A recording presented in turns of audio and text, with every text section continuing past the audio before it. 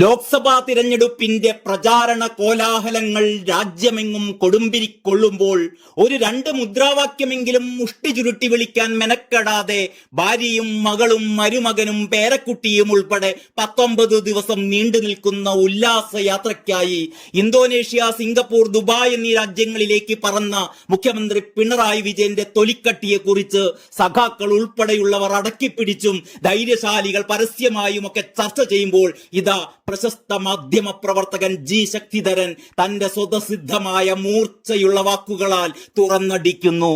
ഇതും കമ്മ്യൂണിസമോ എന്ന തലക്കെട്ടിലാണ് ശക്തിധരന്റെ കുറിപ്പ് ഫേസ്ബുക്കിൽ വൈറലായിക്കൊണ്ടിരിക്കുന്നത്. തന്റെയും തന്റെ കുടുംബത്തിന്റെയും സുഖലോലുപതയാണ് തനിക്ക് സർവ്വതിലും മുഖ്യമെന്ന് ഒരു മടിയുമില്ലാതെ സധൈര്യം പ്രഖ്യാപിക്കാൻ മുഖ്യമന്ത്രി പിണറായി വിജയനല്ലാതെ മറ്റൊരു കമ്മ്യൂണിസ്റ്റിനെ ഭൂമുഖത്ത് മറ്റെവിടെയെങ്കിലും കണ്ടിട്ടുണ്ടോ എന്നാണ് ശക്തിധരൻ ചോദിക്കുന്നത്. അദ്ദേഹം പോളിറ്റ് ബ്യൂറോ അംഗമാണ് എന്ന് കേൾക്കുമ്പോൾ ചിരിക്കാനാണ് തോന്നുന്നത്. ഇതെന്ത് പോളിറ്റ് ബ്യൂറോ? കേരളത്തിൽ ഏതാനും സീറ്റിൽ മാത്രം വിന്യസിച്ചിരിക്കുന്ന ഒരു പോളിറ്റ് ബ്യൂറോ. ഗോർബച്ചേവ് റഷ്യയിൽ ചെയ്തത് ഓർമ്മയുണ്ടോ? പാർട്ടിയുടെ നേതൃശൃംഖലയിൽ കൽപ്പാന്തകാലത്തോളം തന്റെ അടിമകളായി നിന്നോളും എന്നുറപ്പുള്ള അനുയായി വൃന്ദങ്ങളെ പാർട്ടിയിൽ പല തട്ടുകളിലായി വിന്യസിച്ചു. പോളിറ്റ് ബ്യൂറോയിൽ തിരികെ കയറ്റിയ 20 പേരും തന്റെ ശിങ്കിടികൾ, ഒരാൾ മാത്രം വേറെ, അത് ഗോർബച്ചേവ് തന്നെ. അതാണ് കേരളത്തിലും പുതിയ സംസ്ഥാന കമ്മിറ്റി രൂപീകരിച്ചപ്പോൾ കണ്ടത്. ചിലർ MLA, ചിലർ MP, മറ്റു ചിലർ മന്ത്രി, അങ്ങനെ കമ്മ്യൂണിസ്റ്റ് അല്ലാത്ത ഒരുത്തൻ തന്റെ പ്രേയസിയെയും കൊണ്ട് കാരണഭൂതന്റെ സവിധത്തിലെത്തിയപ്പോൾ അവനെ MP ആക്കി. ശൃംഗരിക്കാൻ കഴിവുള്ളവൾ മന്ത്രിണിയുമായി. എന്തൊരു കെട്ട കാലം! മാനം വേണ്ട എന്നങ്ങ് തീരുമാനിച്ചാൽ പിന്നെ എന്തുമാകാമല്ലോ. ജനങ്ങൾ ആരാധിക്കുന്ന സുരേഷ് കുറുപ്പിന് ഒരു സ്പീക്കർ പദവിയെങ്കിലും കൊടുക്കണമെന്ന് സെക്രട്ടേറിയറ്റിൽ ശബ്ദമുയർന്നെങ്കിലും അതിൽ തീരുമാനമെടുക്കുന്ന ഘട്ടത്തിൽ കമ്മിറ്റിയിൽ കാരണഭൂതൻ എത്തിയ പാടെ വെട്ടൊന്ന് മുറി 2. ആശ്രിതരായി നിൽക്കാൻ തോഴന്മാർ വേറെയുണ്ടല്ലോ.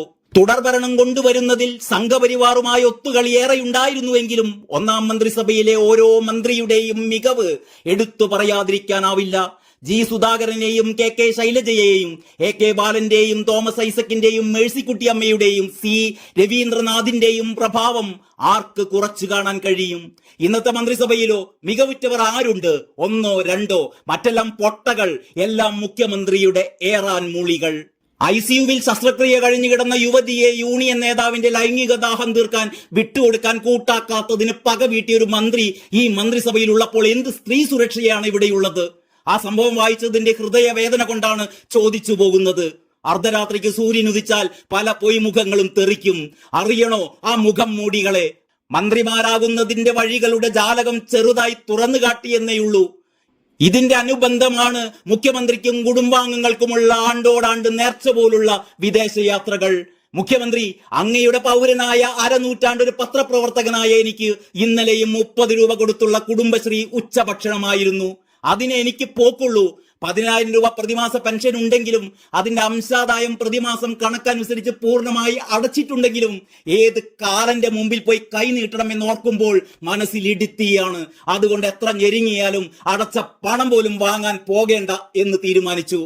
ഞാൻ വിശദീകരിച്ചു വന്നത് മുഖ്യമന്ത്രിയുടെയും പരിവാരത്തിന്റെയും വിദേശ വിനോദയാത്രയെ കുറിച്ചാണല്ലോ. മുഖ്യമന്ത്രിയുടെ കുടുംബം ഇന്നലെ പുലർച്ചെ ആകാശ നീലിമയിൽ ഊളിയിട്ട് പറക്കുമ്പോഴാണ് മലയാള മനോരമ പത്രം ഇങ്ങനെ ഒരു തലക്കെട്ട് പ്രധാന വാർത്തയായി കാച്ചിയിരിക്കുന്നത്. കേരളം ഞെരുങ്ങുന്നു, വരവിൽ 10,302 കോടി രൂപയുടെ ഇടിവ്.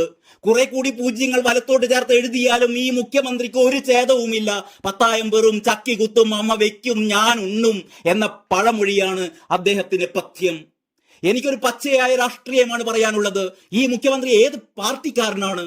അദ്ദേഹത്തിനോ ആ കുടുംബത്തിൽ ആർക്കെങ്കിലുമോ രാഷ്ട്രീയമുണ്ടോ? തൊഴിലാളി വർഗ രാഷ്ട്രീയം എന്തെന്ന് ഇവർക്കറിയാമോ?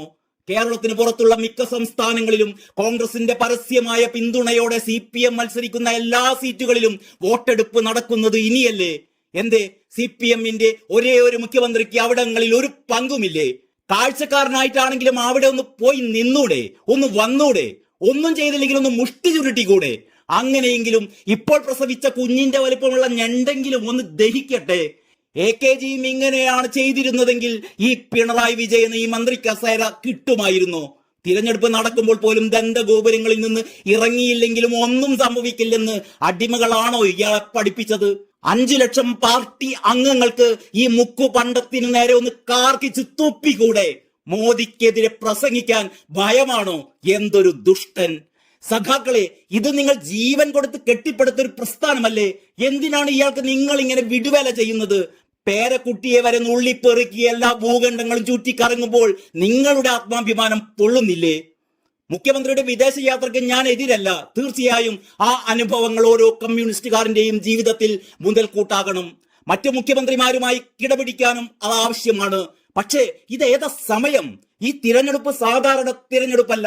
ഒരു സീറ്റ് ഏത് കൊടുങ്കാട്ടിലായാലും നേടിയാൽ ഇന്ത്യയിലെ ഏഴകൾക്ക് ലോക്സഭയിൽ തലയുയർത്തി നിൽക്കാം.